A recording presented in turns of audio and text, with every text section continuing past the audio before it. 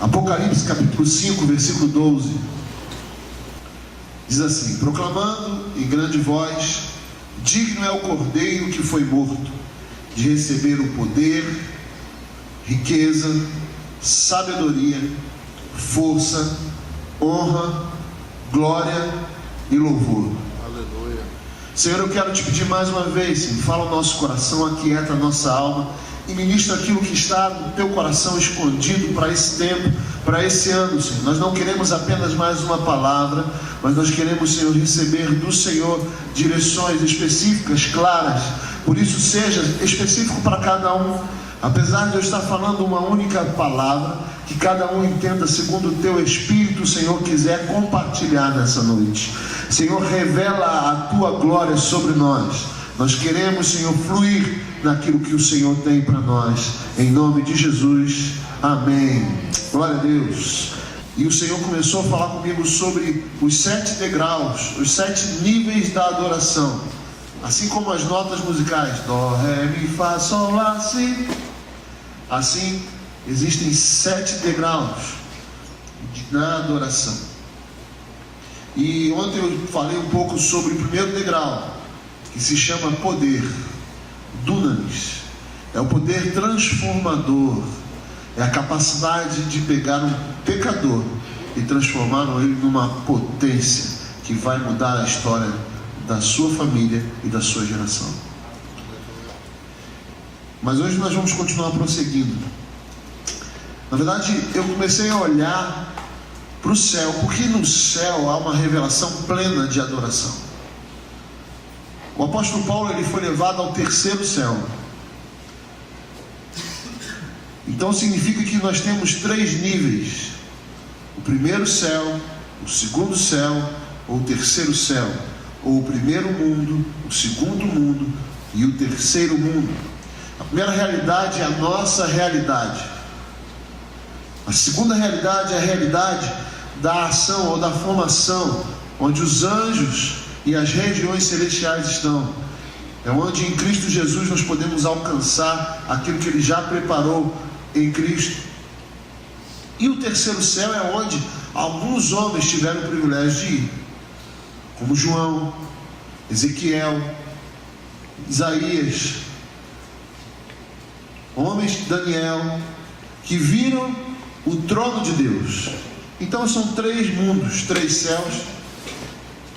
E quando a gente pensa em adoração, existe um lugar nos 3 mundos ou nos 3 céus, onde a adoração é mais genuína, é mais limpa, é mais pura, que seria no 3º céu, onde estão os anjos, onde estão os anciãos, onde está o trono, onde Deus permite-se se ver por uma partícula infinita, pequenininha de quem Ele é. Então Ele se revela sentado no trono. Mas você acha que Deus é só isso? Não, é muito mais. Mas Ele se revela nesse lugar que Paulo chega, que se chama o 3º céu. E a Bíblia fala que nesse lugar existem anjos, existem seres celestiais que estão à volta do trono, cantando, adorando ao Senhor, proclamando ao Senhor. E nesse texto que nós lemos, os céus estão proclamando quem é o Cordeiro, quem é Jesus. É uma adoração pura, genuína. E quanto mais perto do trono, ou quanto mais perto de Deus, mais santidade. Quanto mais perto do trono, quanto mais perto de Deus, mais revelação de quem Ele é. Por isso que a nossa adoração na terra não pode ser o padrão. O padrão não pode ser a terra. O padrão é o quê? É o céu. Porque se fosse a terra, Jesus teria orado que se faça no céu assim como é feito na terra. É assim que Jesus ensina? Não. Que se faça na terra assim como é feito no céu. Então nós vamos olhar para um padrão excelente, para algo superior. Os anjos, eles declaram, como eu falei antes, digno é o Cordeiro que foi morto de receber o dunamis, o poder. Mas hoje nós vamos falar sobre o segundo nível, a riqueza. Digno é o cordeiro que foi morto de receber riqueza. Riqueza. A palavra riqueza significa riqueza, fortuna, abundância. Mas eu gosto de entender essa palavra riqueza, que significa ploutos, que significa plenitude. A palavra riqueza, que significa plenitude, é estar cheio por inteiro, é estar completo, é não ter espaço sobrando. Assim é a palavra riqueza que os anjos declaram. Os anjos chegam diante do cordeiro e falam: digno é o cordeiro de receber toda riqueza, toda plenitude. Tudo o que existe, em todos os ângulos, todos os aspectos, em toda e qualquer visão, está pleno nele. Os seres celestiais reconhecem a plenitude do senhorio de Jesus. A declaração de riqueza ao cordeiro traz a ideia de que ele é o quê? Completo. Jesus é completo. Ele não precisa ser completado nem ser preenchido.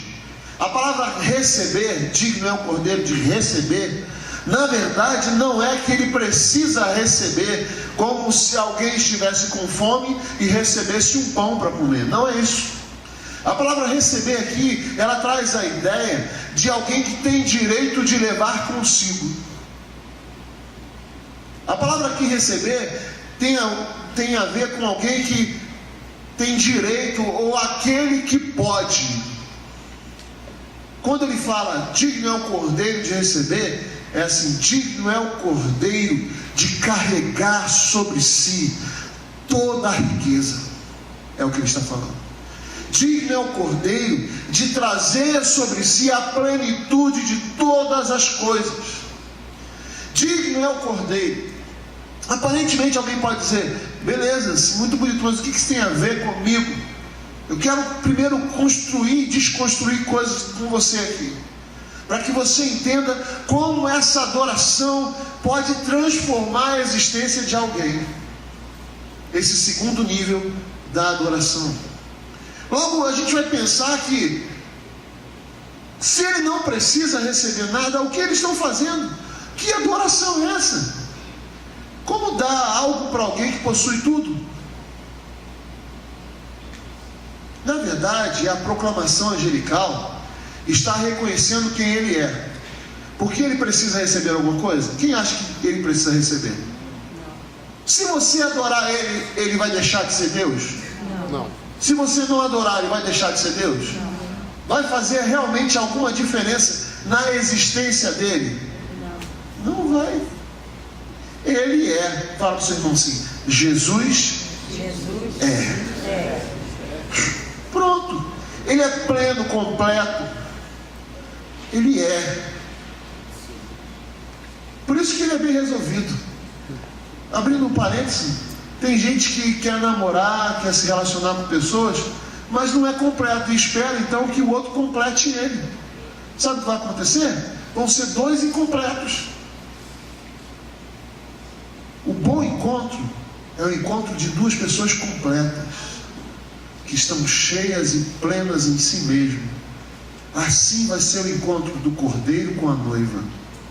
Porque a Bíblia fala que a noiva, ela está preparada, ela é perfeita, ela é sem mácula, ela é sem ruga, ela está plena. E o cordeiro, segundo os anjos, está pleno. O encontro de duas pessoas plenas, a igreja e o cordeiro.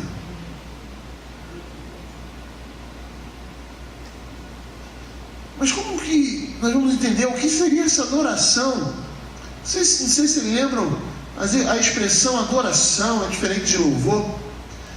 Eu falei ontem que a expressão adoração, ela tem um significado que é como se fosse um cachorro. E eu perguntei: quem tem cachorro aqui? A dona Rosa tem uma cachorra que, quando ela senta no sofá, ela já vira de barriga para cima para ter carinho. Já lambe a nossa mão, não é assim, dona Rosa? E ainda dá um sorriso. Ainda dá um sorriso. Dona Rosa afirma que a cachorra dela dá sorriso. Só chegar lá que ela sorri. Ela vai, se quiser, vai tomar café na casa da Dona Rosa, Que ela dá um sorriso. que ela dá um sorriso para você. Ela e a Dona Rosa, né, Dona Rosa? Nós duas sabemos você. É. E quando o cachorro lambe a mão, essa é a expressão de adoração. É o reconhecendo quem manda na casa. A expressão adoração tem esse significado do cachorro lambendo a mão do seu dono.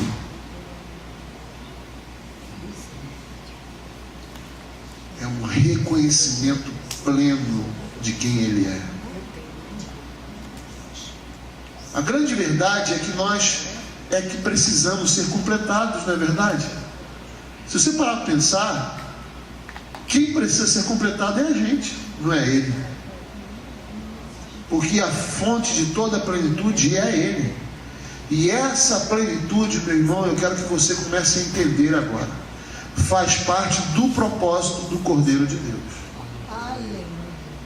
A plenitude que ele tem, ele ser pleno, Deus fez ele pleno, deu o poder de ele segurar essa plenitude, de caber dentro dele tudo, está relacionado ao propósito de Jesus. O propósito de Jesus tem a ver com a plenitude que ele carrega. E o plano de Deus, na verdade, foi revelar a riqueza, não é isso que nós estamos falando? Ou a plenitude da sua glória através de Jesus. Romanos 9, 22, 23, não precisa abrir, eu vou ler para você. Diz assim: que diremos, pois? Se Deus, querendo mostrar a sua ira e dar a conhecer o seu poder, suportou com muita longanimidade os vasos de ira preparados para a perdição, a fim de que também desse a conhecer as riquezas, ou seja, a plenitude da sua glória, é a mesma palavra que os anjos usam, em vasos de misericórdia, para a glória preparou de antemão. Ele fala aqui que Deus preparou de antemão uma glória, preparou a riqueza da glória, significa uma glória plena, algo completo. Presta atenção, Deus não preparou para você algo meia boca. Se você está vivendo algo meia boca, é porque você não está no centro da vontade de Deus. Porque o que Deus preparou é a riqueza ou a plenitude da sua glória. Existe uma plenitude, algo que pode te preencher de tal ponto que você esteja como Paulo.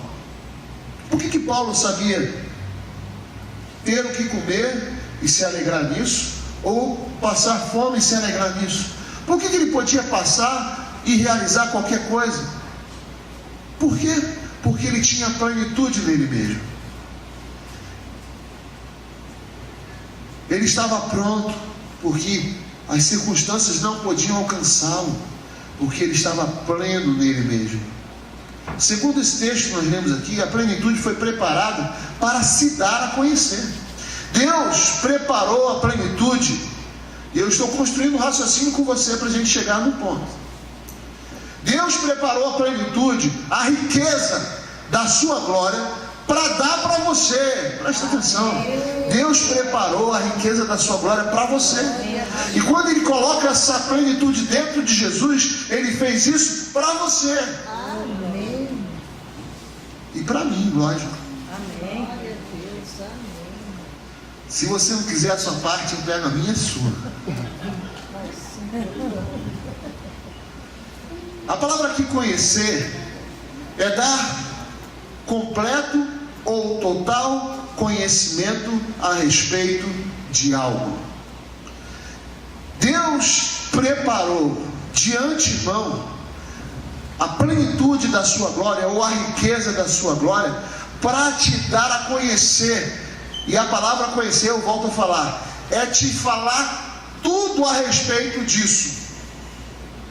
Significa que é possível eu ainda nessa terra conhecer a plenitude da glória de Deus em Cristo Jesus. Vou te falar uma coisa: é impossível conhecer a plenitude da glória de Deus É impossível. Mas conhecer a plenitude da glória de Cristo, Ele nos preparou para isso. E Ele se preparou isso de antemão. Antes mesmo de nos formar, Ele já te preparou para caber dentro de você a glória de Deus. Existe toda a possibilidade aqui. Eu olho para vocês e vejo possibilidades da manifestação da plenitude da glória de Deus.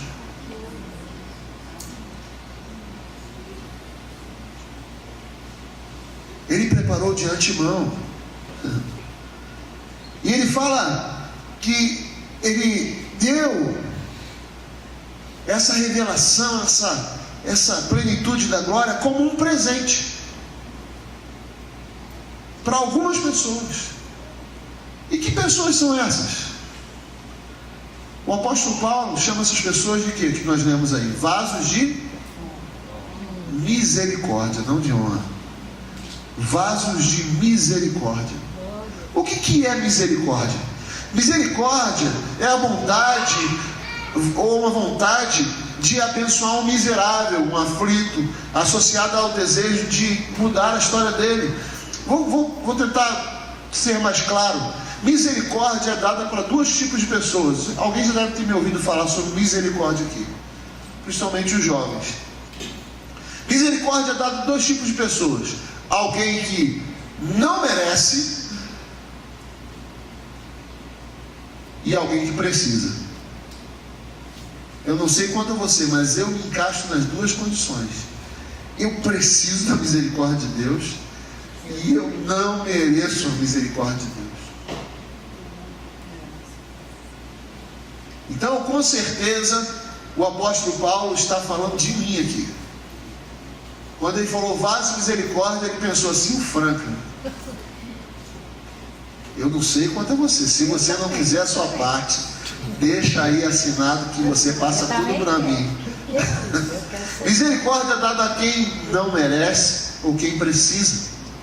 Quem recebe as riquezas da glória de Deus é aquele que necessita, é aquele que é aflito, é aquele que é miserável, é aquele que está desesperado. Eu tenho um pouco de dificuldade de entender isso, porque eu vejo nas igrejas tudo menos desespero. As pessoas entram nas portas das igrejas e em minha adoração nós percebemos uma atitude de alguém que está passando dias muito bons. Você vai pelas igrejas e ouve algumas palavras e as pessoas se comportam na casa de Deus como se tudo estivesse muito bem. Tudo está tão bom, tão alegre, a vida é tão linda. Eu tenho dificuldade de entender que na casa de Deus o choro já não é uma coisa tão comum assim. O desespero já não é uma coisa tão comum assim. Eu acho que a gente até gosta dessa palavra que vocês colocaram, vaso de honra. Eu me tornei um vaso de honra na mão do Senhor. Como que é? Eu sou cabeça e não cauda. Eu já estou em outro nível. Eu não preciso mais ter coisas e experiências que o menino tem. Eu não vejo desespero. Eu não vejo desespero até nos púlpitos. Eu não vejo pastores chorando pelas almas que não entendem o que estão perdendo. Até porque a maioria de nós, pastor Marcos, também achamos que somos alguma coisa. Só que a glória, ela tem um destino. Fala para o seu irmão: a glória de Deus tem um destino. Eu vou voltar a falar de Moisés, porque não tem jeito de falar de glória sem falar de Moisés. Moisés tinha vivido algo tremendo desde a sua infância. A Bíblia fala que ele nasceu e a mãe dele achou ele tão especial que falou assim: ele é tão bonito, não vamos deixar que matem ele. Será que se ele fosse feio teria morrido? Na verdade tem uma explicação aí, mas eu vou deixar para depois. Mas ele, desde do seu nascimento, ele foi preservado por Deus. Ele viu a glória na sarça ardente. Deus falava pessoalmente no meio do arraial. Você imagina? Você está lá na sua casa. Pessoal, você está lá na sua casa e a sua esposa fala que é de um jeito, você fala que é de outro. Aí você fala assim, calma aí. Você entra na sua tenda que se armou no quintal e fala, Jeová! E vem uma nuvem de fogo assim, e fumar. E de repente o Senhor falava assim, fala para ela o que eu estou dizendo. E você fala para ela e agora ela tem que te obedecer. Porque ela viu a glória de Deus assim, ia ser tudo muito mais fácil. Pensou isso? Fala, calma aí, Simone. Vou entrar aqui na minha tenda. Charagaia. Simone, obedeça ao pastor Franklin. Pensou? Ia ficar mais fácil. Ia acabar os problemas. Imagina se ela tivesse a tenda também. Ouça sua mulher, meu filho. Ia ser mais fácil. Moisés viveu isso. Ele estava no meio do povo, Deus vinha, manifestava. Até as rebeliões contra Moisés eram diferentes. Eles ficavam no seu lugar e chamavam Moisés. Ele tinha que ir lá no quintal deles para conversar com eles. E quando Deus achava que eles estavam pegando pesado com Moisés, por exemplo, os filhos de Corá, Deus mata todo mundo. Não ia ser mais fácil? E esse cara, então, ele pega, sobe, Deus fala com ele face a face, boca a boca. Entrega para ele as tábuas da lei. Ele desce e ele quebra. Você imagina, Deus te dá um presente, você quer o presente de Deus? Que loucura! E Deus fala assim, faz mais tábua e sobe de novo. Ele fica 40 dias, depois ele desce, sobe mais 40 dias sem beber, sem comer, sem dormir. Quando ele desce de lá, ele está tão cheio da glória de Deus que o seu corpo já está virando anjo. Ele está brilhando. Quem já viveu um pouquinho dessa experiência por aí? Esse cara vira para Deus, depois de tudo isso, e fala assim, mostra-me a tua glória, Senhor. Mostra-me a tua glória. Eu não vou prosseguir mais se o Senhor não for com a gente. Ei, Deus, mostra-me a tua glória. Eu vejo desespero no Moisés por mais. E nós achamos que estamos abafando. Temos uma vida medíocre. E chegamos na casa de Deus como se fôssemos os bambambam. Eu gosto da atitude de Ana. Ana chega na casa de Deus. Ela estava humilhada.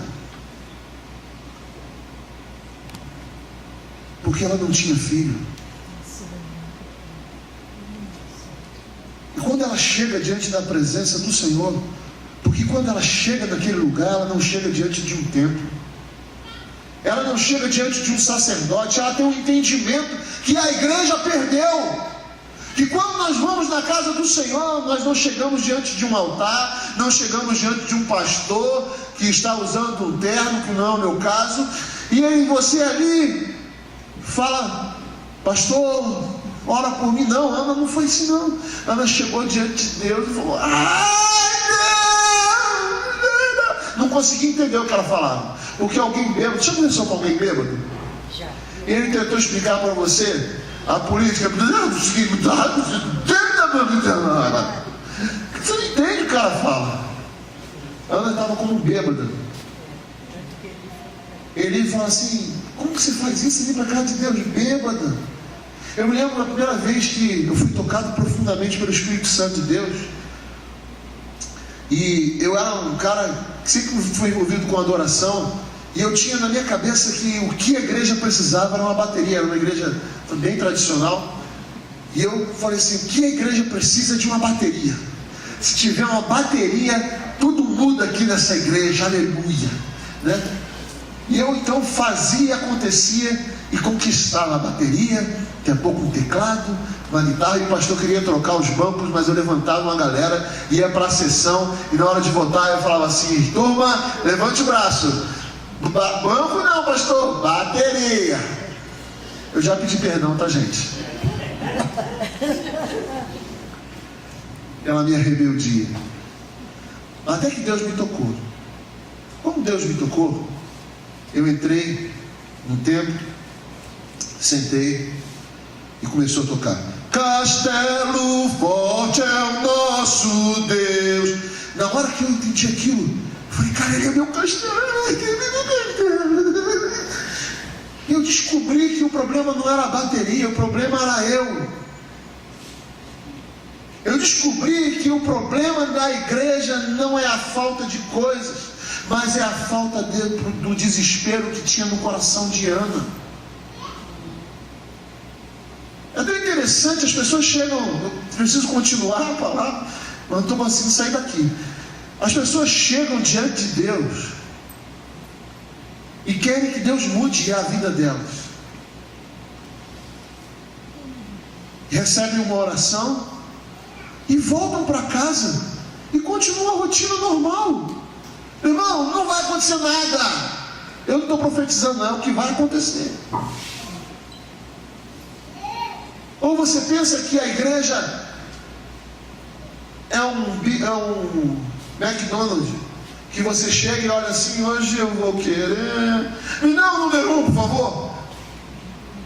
É mais R$1, aumenta as fritas, não tem um negócio desse?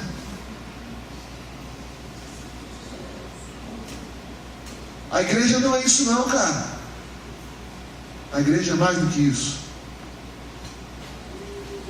Não há desespero. Não há desespero. Não há desespero. Quem recebe a misericórdia ou a plenitude da graça de Deus? Quem é? É o miserável, é o aflito, é quem necessita. A gente é tão religioso que tem algumas pessoas que não cantam, por exemplo, algumas canções. Existe uma canção do Judson que fala: a terra seca está aqui, a terra seca sou eu. Ele começa falando algo forte e fala assim: Senhor, minha oração se tornou sequidão, se tornou deserto, e até minha adoração já não passa de canções, de palavras repetidas.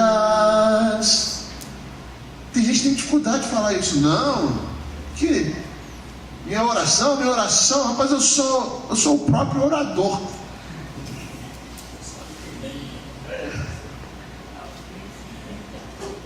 Adoração deixa comigo, chuta para mim que eu faço gol.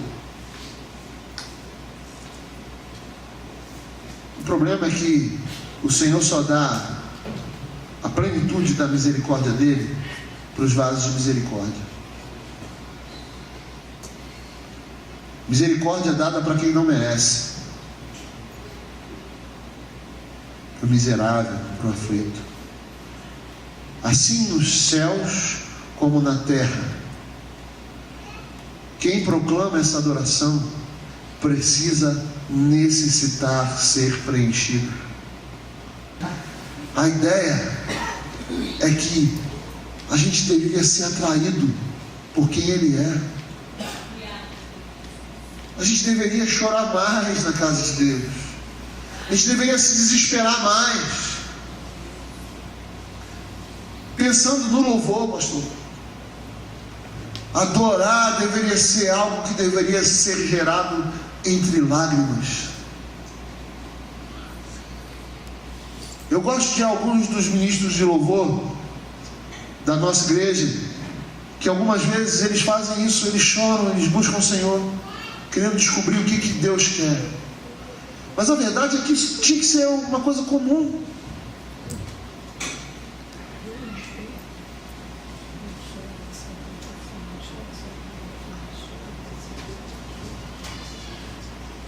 Sabe, quando você entra na sua casa, no seu quarto para orar, você pode orar assim: Senhor, muito obrigado por esse dia, muito obrigado, abençoa meu pai, minha mãe, minha tia, igual aquela cara que vai falar com a Xuxa: um beijo pro meu pai, minha mãe, minha tia e tal. Em nome de Jesus, abençoa essa noite até amanhã. Dorme. Fala sério, essa aí não é a oração da maioria da gente? Pior que é. É porque a gente não entendeu ainda esse princípio da adoração.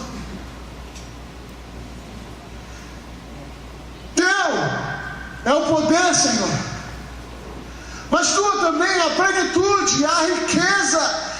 E quando eu olho para quem Ele é e olho para quem eu sou, eu falo: miserável homem que sou. Quem me livrará do corpo dessa morte? O apóstolo Paulo falava. Esse sentimento precisa voltar, e eu quero ser alguém que vai profetizar isso de novo. O desespero precisa voltar. Esses bancos precisam ter as suas lágrimas deles. Alguém precisa se desesperar pela plenitude do Senhor, porque senão nós cantaremos só mais uma canção, ouviremos só mais uma palavra, faremos mais uma oração, daremos a nossa oferta e viveremos uma vida medíocre de uma igreja que não faz diferença na sociedade, de uma igreja que não faz diferença nem na sua própria casa, de uma igreja que não faz diferença nem na sua própria vida.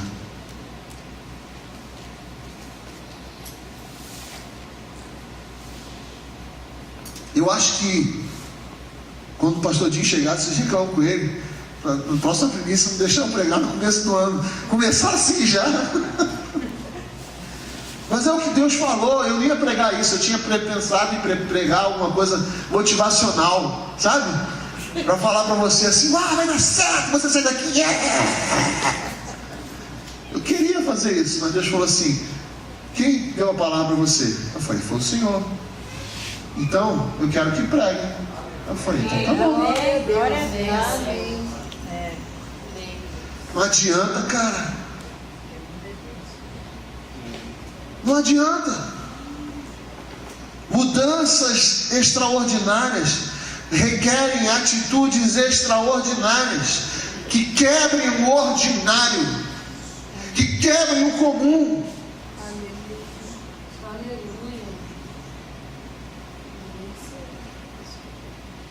Jesus nos ajuda a compreender melhor essa palavra de adoração. Ô Senhor, em nome de Jesus, eu quero te pedir agora, Pai, faz aquilo que eu não posso fazer, Pai. Começa a soprar aqui, Pai. Começa a soprar aqui, Pai. Que toda a ação do orgulho comece a cair, Pai. Eu repreendo toda a ação do orgulho aqui nesse lugar. Em nome de Jesus.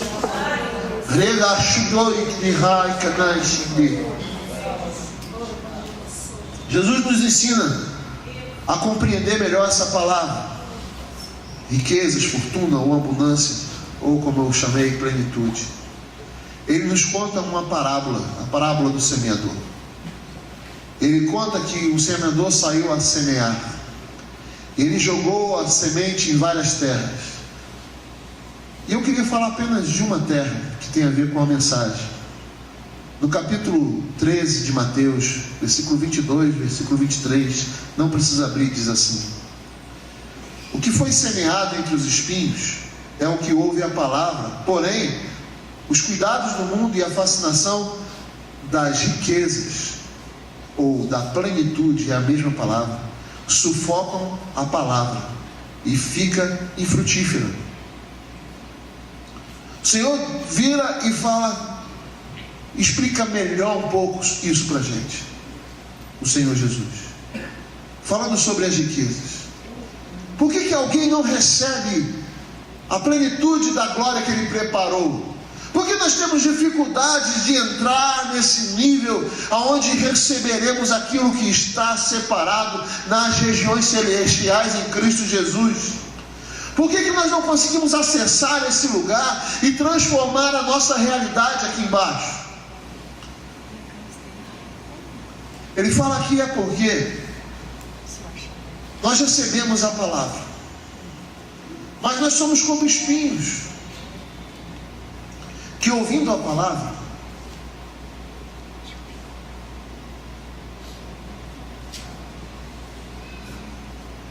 é sufocado com os cuidados do mundo e a fascinação da plenitude do mundo. Repare aqui uma coisa: o trabalho do lançador de sementes. Eu não quero entrar nessa questão de saber quem é o semeador, que cada um tem uma ideia diferente. Mas repare que o trabalho de lançar semente tem um objetivo. Qual é o objetivo? Gerar frutos. Se não tiver frutos, é porque o trabalho não foi realizado, ou o trabalho não, o objetivo não foi alcançado. A palavra vai nos mostrar diversas reações ao receber a semente ou a palavra, mas eu quero só falar dessa. Aquele que não desfruta do resultado do trabalho semeador é aquele que busca a plenitude ou a riqueza no lugar errado. Vou falar de novo. Aquele que não desfruta da glória do Senhor ou da plenitude revelada em Cristo Jesus é porque está buscando a plenitude no lugar errado. Porém, os cuidados do mundo e a fascinação das riquezas é o que ele fala. A palavra cuidado aqui, o cuidado do mundo, significa ansiedade.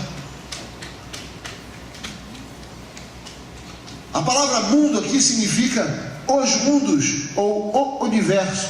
Ele não está falando aqui de apenas um lugar físico, mas ele está falando que aquele que recebe a palavra e fica só nessa região ou nesse mundo, ele vai perder o que recebeu. A palavra fascinação significa engano ou falsidade. Logo a gente pode pensar que quem perde a visitação da revelação da plenitude da glória do Senhor é aquele que a sua ansiedade faz ele ser precipitado. Deus falou que vai fazer. Ele tem uma promessa de Deus. Ele recebe e sabe que ele precisa esperar, mas ele olha a situação do agora e procura aquilo que é mais fácil, aquilo que é visível, a primeira solução que aparece. Eu gosto de Davi porque Davi era assim. Quando ele chega na sua terra, ali entre os filisteus com o seu povo, e ele chega naquela cidade, que é o nome da cidade, se você lembrar depois você me diz. E quando ele chega naquela cidade, os homens querem matá-lo, porque os inimigos tinham entrado naquela cidade, tinham roubado todos os seus bens, as suas mulheres e os seus filhos, e tinham levado embora. E eles queriam que Davi tomasse uma atitude, fizesse alguma coisa. Sabe o que Davi fez? Sabe qual foi a atitude de Davi? Ele foi orar. Ele foi saber: Deus, eu não quero andar segundo a minha ansiedade. Porque alguém já poderia pegar a espada e falar: vamos lá! Davi não. Davi foi para o secreto. E ele perguntou: Deus, o que eu faço? Davi, até quando estava ganhando, ele perguntava de novo para Deus: Deus, e agora? Eu continuo atacando ou não continuo atacando? A ansiedade de resolver os problemas tem roubado a plenitude da glória de Deus na sua vida. Se nós resolvemos os problemas da maneira natural, da maneira como todo mundo resolveu, como seu pai resolveu, como seu avô resolveu, como seu bisavô resolveu, sabe? Você vai ter os resultados que seu pai teve, que o seu avô teve, que o seu bisavô teve. Eu não quero esse resultado. Eu quero o resultado que o meu pai Abraão teve. Aleluia. Aleluia, Senhor. Graca, chorou, Glória a Deus. Aleluia. A ansiedade nos faz precipitar, escolhendo o fácil e o visível, aquilo que é corruptível. Se você escolher optar pelas coisas da terra, pela solução da terra, isso é corruptível. Hoje você pode até ter uma solução, mas logo você vai precisar de outra. Mas se você entender os conceitos do Senhor, hoje você passa por uma luta, vence ela, e amanhã, quando chegar próximo, você já sabe o que fazer, porque o Senhor te entrega uma espada, e quando Ele te entrega algo, Ele não toma de volta. A palavra do Senhor diz que Davi matou o primeiro gigante. Sabe o que ele fez? Ele ensinou o caminho. Porque depois dele, a Bíblia vai contar a história de outros homens que, seguindo o que Davi fez, seguindo a inspiração dele, de entender quem era o Senhor, o Deus dos exércitos, eles também mataram gigantes. Alguém precisa acreditar no sobrenatural. Aleluia. Quem perde a visitação da revelação, da plenitude, da glória do Senhor, é aquele que a sua mente está presa na realidade invisível e natural. Foi o que nós lemos sobre o mundo. Aquele que a sua visão está só nesse mundo, só nesse problema. Ontem Deus aqui tocou algumas mulheres, e eu achei interessante porque Deus falava a mesma coisa com algumas mulheres. Falava assim: não adianta continuar falando o que você está vendo, não adianta continuar murmurando, porque se murmurasse, mudasse alguma coisa, já tinha mudado. E o Senhor falou assim: profetiza. Não adianta falar, esses ossos estão secos. E o Senhor falar, profetiza, esses ossos estão secos. Não adianta falar o que você está vendo nesse mundo natural. É preciso que alguém suba no mundo sobrenatural do Senhor e olhe daqui para cima, daqui para baixo e fale assim: eu falei no sábado que a visão de Davi era diferente do povo de Israel. O povo de Israel via um gigante porque a sua referência era ele mesmo. E quando a sua referência é a sua humanidade, as situações são difíceis mesmo, são grandes demais. Mas se a sua referência é o trono do Senhor, olhando de cima para baixo, se você for lá no rio e subir no Corcovado e olhar lá de cima, você vai perceber que as pessoas são como formigas. Não existe o grande nem o pequeno, só existem míseras formigas lá embaixo. Essa é a visão de Deus. Então você pode profetizar, e o gigante vai cair. Amém. Precisamos entrar no sobrenatural para desfrutar dessa plenitude. Quem perde a revelação da plenitude da glória do Senhor é aquele que troca o verdadeiro pelo falso, pelo enganoso, por aquilo que é temporário, aquilo que traz uma alegria agora. Vou te falar, se a Léa estivesse aqui, ela ia me acusar nesse momento.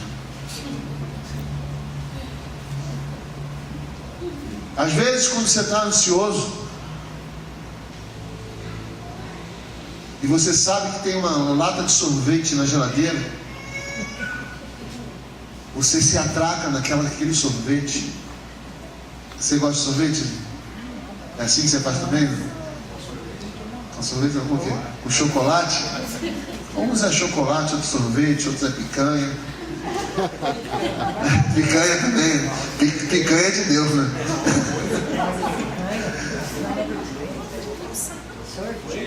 Então o cara começa a comer para tentar tirar aquele negócio, ou então a dormir.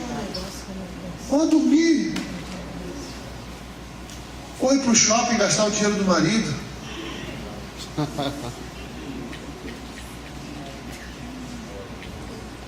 Você troca aquilo que é. Quer ver uma coisa que a gente faz? E qualquer um aqui já deve ter feito isso. Está tudo ruim. Você sabe que você tem que orar. Você sabe que você tem que entrar no Senhor. Mas você chega em casa, está cansado. E você senta no sofá. E você olha para o lado, o que está do seu lado? O poderoso controle. E você olha para a televisão e você sabe que você precisa orar, porque está uma desgraça a sua vida. É só lona. E você olha para o controle e você sabe que tem que orar, mas o controle te domina. Ele começa a chamar o seu nome. E você liga a televisão e você não vê nada, porque tá tudo, só tem coisa ruim passando. Aí você fica passando e você fica igual um maluco assim. Aí você para, vê um pouquinho de alguma coisa, tá chato. Aí vai, toma um copo d'água. Aí o Espírito Santo falou assim: que tal você ir orar? Aí você olha para o poderoso controle de novo. Fala: daqui a pouco, vou só ver o que está passando. Aí normalmente a noite acaba o controle no chão e você babando no sofá. A gente troca algo que pode dar algum tipo de prazer por aquilo que pode mudar a nossa história. O verdadeiro é construído desde a eternidade e é gerado em nós pela fé no Cordeiro. E olha só o que fala quando a palavra cai no lugar certo. Mas aquele que foi semeado em boa terra é o que ouve a palavra e compreende. Este frutifica e produz a 100, a 60 e a 30 por 1. Quando você entende o que Deus está fazendo na tua vida, e você recebe aquilo como uma verdade, Deus começa a multiplicar, a revelar a sua glória. Filipenses 4,19 diz assim: e o meu Deus, segundo a sua riqueza em glória, ou plenitude em glória, é a mesma palavra, há de suprir em Cristo Jesus cada uma de vossas necessidades. Quando você começa a receber essa palavra e acreditar nela, o Senhor vem suprir. A palavra suprir significa tornar cheio. É a mesma coisa. Tornar pleno, preencher até o máximo em Cristo, no Cordeiro. Quando você recebe isso, o Senhor começa a suprir a sua necessidade. Necessidade significa carência, mas também significa responsabilidade. Eu gosto dessa ideia. Significa que quando eu começo a receber a glória que o Senhor, a plenitude da glória do Senhor, o Senhor vai me suprir até o ponto de eu estar até o topo, para que aquilo que é minha responsabilidade, aquilo que o Senhor determinou que eu fizesse, eu consiga fazer. Entender a riqueza da glória do Senhor é entrar num tempo de ser totalmente cheio, preenchido até o topo, para realizar aquilo que o Senhor chamou você para fazer. Sabe por que nós nos cansamos? Sabe por que nós ficamos fatigados? É porque nós estamos pela metade. Nós não estamos plenos no Senhor. Nós vimos na igreja, recebemos uma oração como alguém que vai para uma tumba e recebe um passe. E está tudo bem. Isso vai aguentar mais alguns dias até o próximo culto. Podemos pensar que em Cristo nós iremos receber a capacitação para realizar ou cumprir de todas as nossas responsabilidades, isso em todas as áreas. Na verdade, a proclamação dos céus e da terra é como se estivesse dizendo, os anjos estivessem dizendo: ó profundidade da riqueza, tanto da sabedoria como do conhecimento de Deus. Quão insondáveis são os seus juízos, e quão inescrutáveis são os seus caminhos. Quem, pois, conheceu a mente do Senhor, ou quem foi o seu conselheiro, ou quem primeiro deu a ele, para que lhe venha a ser restituído? Porque dele, por meio dele e para ele são todas as coisas. A ele, pois, a glória eternamente. Amém. Tudo deve ser feito por meio dele, porque dele é o ponto de ação, o ponto de movimento procede dele. Dele começa a ação que vai transformar a sua história. Parte dele. Por meio dele. A palavra dele já é diferente. Aqui já é autos. A primeira é ek, a segunda é autos. Por meio dele. E a ideia de autos significa a ideia de um vento estável. Por meio de um vento instável. Eu gosto disso.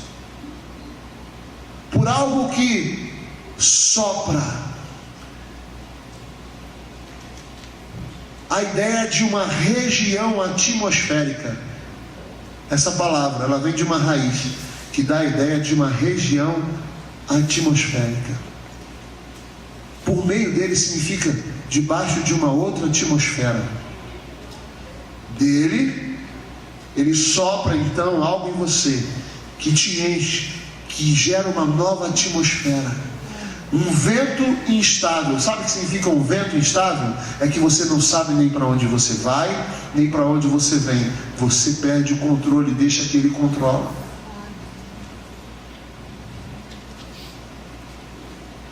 E para ele são todas as coisas. Dele vem você e volta para ele. Dele vem você e volta para ele. A riqueza vem, te alcança e ela volta para ele. A ele, pois, a glória. Sabe quanto tempo? Eternamente. Aleluia. Um ciclo que começa e não tem fim. Você não sabe para onde você vem, nem para onde você vai. É como uma folha seca, levada pelo vento. Assim são aqueles que são nascidos do Espírito. Um ciclo que vai durar a eternidade. Você, Jesus, você, Jesus, você, Jesus. Agora só dá para fazer isso se você depender dele. Só dá para fazer isso se você, toda vez que quer tomar uma decisão, depender dele. Se você entender que a ele pertence a riqueza, a ele pertence a plenitude. Não é o que você acha, é o que ele acha. Não é o que você sabe, é o que ele sabe. Não é o que você quer, é o que ele quer. Não é do seu jeito, é do jeito dele. E as coisas vão começando a girar. E daqui a pouco há uma atmosfera diferente sobre você. A sua casa é tomada por uma ação poderosa de Deus. Ontem de tarde, eu briguei com a Simone. E ela brigou comigo. Na verdade, ela brigou comigo. E eu vim para cá orando. E eu estou nesse ciclo. Eu estou nesse ciclo. Eu falei, Deus, traz a Simone aqui. E eu orei. Quando eu olhei para o lado, quem estava chegando? A Simone. E eu comecei a ministrar a palavra. Ela fez até uma carinha de raiva para mim. Foi assim. Eu falo tudo.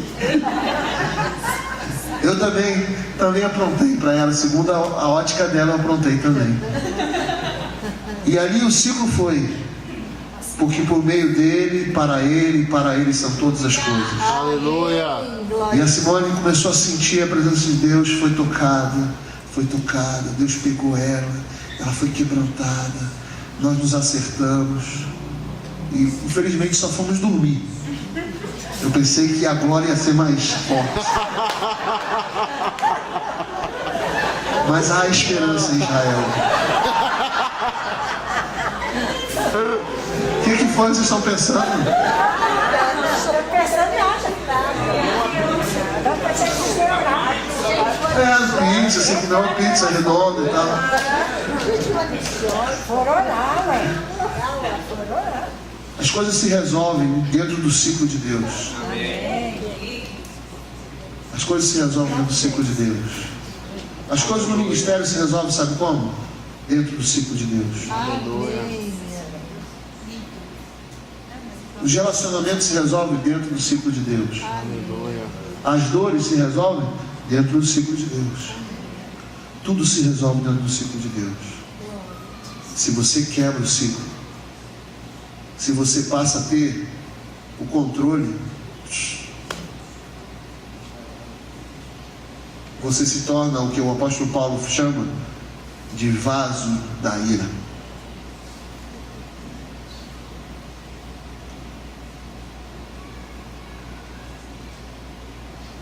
Hoje o Senhor traz algo para a gente, para esse ano, que se chama reconhecer a riqueza de Deus em Cristo Jesus.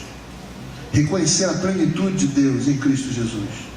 Reconhecer que nele consiste todo o poder e autoridade, para que dentro desse ciclo você entre num novo tempo. E isso tem a ver com adoração, porque a adoração é um ciclo. A adoração é um ciclo. Fala para o seu irmão, a adoração é um ciclo. É um ciclo. vem dele. Pega o adorador. O adorador incendeia. Ele começa a pegar fogo. Ele começa a incendiar. E de repente sobe uma fumaça. E essa fumaça sobe ao Senhor. Ele recebe a glória. E ele fala assim: eu vou de novo. E ele começa a incendiar. E ele começa a subir o incenso ao Senhor. E o Senhor se agrada e fala: uau, vou de novo. E vai assim. Agora vai ter uma época que isso aqui vai ser assim. Sabe qual é o nome disso? Sabe qual é o nome disso? Avivamento. Aleluia. Mas alguém precisa depender dele. Alguém precisa entregar a rédea para ele. Alguém precisa dizer: eu não sei como resolver isso. Eu não sei, Senhor. Ou até falar para Deus: eu até sei, mas eu acho que eu estou errado. Esse é o tempo de uma restauração de todas as coisas. E Deus está entregando essa oportunidade para você hoje. Uma oportunidade de mudar tudo. Ontem nós falamos sobre o dunamis de Deus, o poder transformador de Deus. Mas hoje nós estamos falando de que o Senhor preparou você para manifestar a glória de Deus. Isso significa que dentro de você existe um lugar que cabe a glória de Deus. Você pode olhar para mim e para ele e falar assim: talvez no Franklin caiba mais a glória de Deus. Não, vou mudar aqui. Você pode olhar para mim e para ele e falar assim: nele cabe mais a glória. Sobrou para mim. Eu estou no microfone. Quando você tiver no microfone, você me pega também. Mas a verdade é que não é um lugar físico, mas é um lugar espiritual. Você é um lugar espiritual. Você é um lugar espiritual. Você é um lugar espiritual. Você é um lugar espiritual, cara. Existe dentro de você um lugar que pode ser preenchido por Deus. E se você deixar isso vir aqui, isso vai começar a mudar quem você é.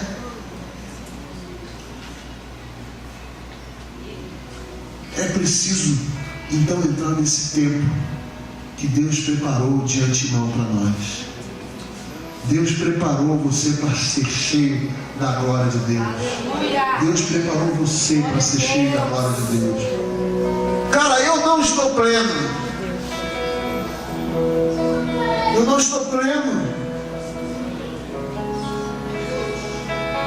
Por isso que eu preciso jejuar muito. Por isso que eu preciso matar minha carne muito.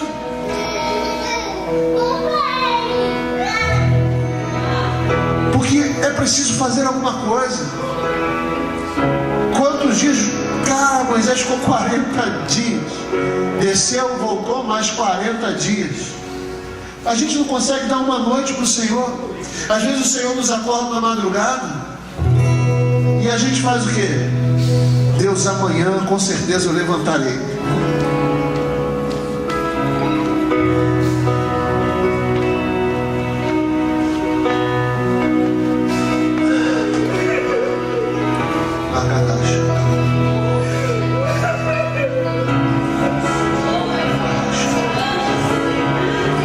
Até quando a gente vai viver o que a gente está vivendo?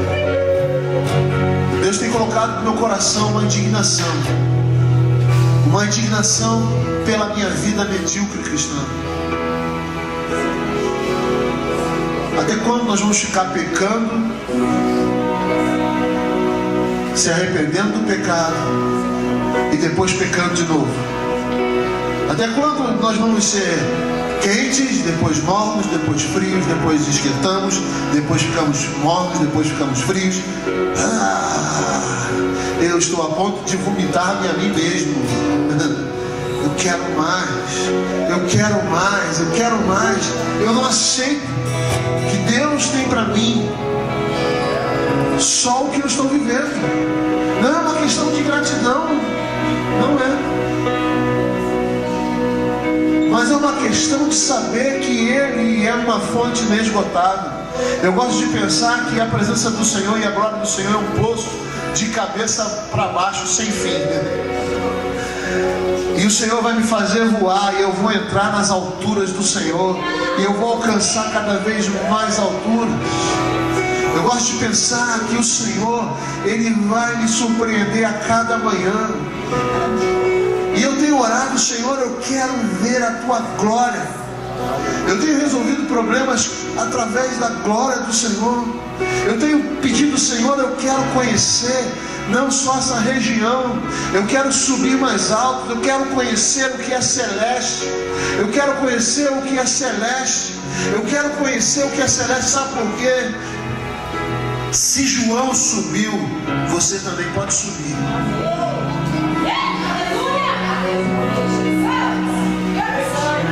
Se aqueles dois homens que estavam no caminho ali, voltando para casa, puderam receber a presença de Jesus, Jesus falando com eles, se eles puderam, pastor Marcos, a gente também pode, cara.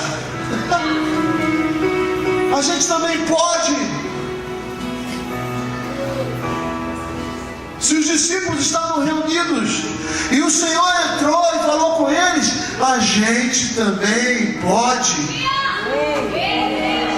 Se Abraão recebeu a visita de anjos, e algumas pessoas acreditam que um deles era o Senhor Jesus, se ele recebeu debaixo de uma velha aliança, a gente também pode. Ou você vai querer só ter uma vida de crente que vem para a igreja, senta, dá glória a Deus, dá o dízimo, a oferta e volta para casa e vive as coisas naturalmente? Eu não quero. Não quero. Eu já falei para Deus, Senhor, o natural eu não quero. Se for para viver naturalmente aqui, Senhor, eu falei para Ele, Deus, me mata. Ou eu vejo a manifestação da Tua glória, ou me mata, Deus. Eu já vivi tempos na adoração onde nós não precisávamos fazer nada. Nós estávamos ali tocando e de repente pessoas se jogavam no palco, gritando Jesus. Eu já vi senhoras jogando muleta para o alto e dançando, e ela não andava. Eu já vi gente jogando revólver, droga em cima do palco. Houve um culto tão poderoso que tinha gente incrédula e gente do Senhor, que viu uma bola de fogo que começou a passear, e as crianças, os velhos, as pessoas idosas viram aquela bola, e o pastor tentou pegar a palavra, mas o Senhor não deixou, e eles serviram a ceia no meio daquela bola. Foi um avivamento naquele lugar. Eu já vivi coisas tremendas, mas cadê elas? Chegou a hora de eu viver isso através da minha vida. Chegou a hora de você viver isso. Chegou a hora da Atos de Justiça viver isso. Nós estamos profetizando todos os dias, durante 40 dias, andando aqui nessas ruas, profetizando a salvação, a ativação dos ministérios, os milagres do Senhor, e temos orado já por algumas vidas, temos tocado algumas vidas, e Deus tem criado profecias, tem feito coisas no nosso meio. Por quê? Porque nós não aceitamos que nós estamos aqui há tantos anos e existem pessoas nesse bairro que nem sabem que essa igreja existe. Ela não sabia aqui, ela não sabia. Primeira vez hoje. Você é fruto da oração que nós estamos fazendo aqui. Eu quero dizer para a senhora que Deus levantou pessoas para estarem orando por esse bairro, porque Ele queria que a senhora fosse tocada. Fosse tocada por Ele. você é assistida por Ele. Você é preciosa para o Senhor. Você é amada do Senhor. O Senhor espera por você. Porque, na verdade, o melhor convite é o convite do Espírito Santo. A melhor ação é a ação do sobrenatural. Eu quero dizer para você uma coisa, meu irmão. O que Deus tem para você não se compara àquilo que você vive hoje. Você estabelece o novo na sua vida, com novas rotinas, com novas atitudes, com um novo desejo. Eu quero profetizar que essa igreja vai conhecer o choro. Eu quero profetizar que haverão pessoas desesperadas aqui, chamando e clamando pela presença do Senhor Jesus. É tempo de você ir para Deus e só sair de lá quando o Senhor te tocar. Esse é o tempo que o Senhor tem preparado para 2015. Eu não estou aqui lançando que 2015 é o ano da colheita. Não estou falando isso não. Eu estou falando que 2015 é a oportunidade de Deus para você fazer diferente. Fazer diferente. Eu quero lançar uma palavra assim. Eu quero lançar a palavra que as coisas velhas já passaram e eis que tudo se fez novo. O Senhor está te dando uma chance, e essa chance se chama agora, de você mudar a sua história, de você mudar a história da sua casa, de você tocar pessoas não com a sua mão, não com o seu poder, não com o seu entendimento, mas com a ação sobrenatural do Senhor. Aleluia. Do Senhor. Braga,